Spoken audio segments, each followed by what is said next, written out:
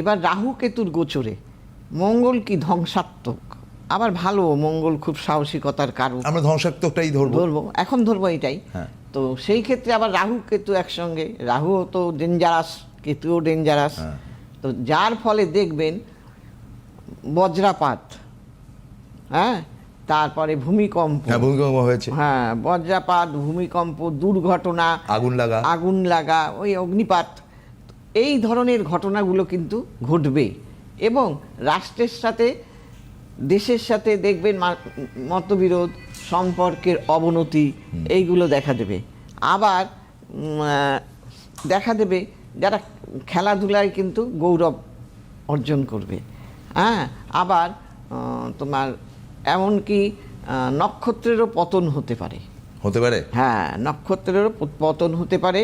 এবং আর কি হতে পারে, এইবার দেখুন যে জমি জমা, সম্পত্তি, স্থাবর, এইসবেরও দাম বেড়ে যাবে।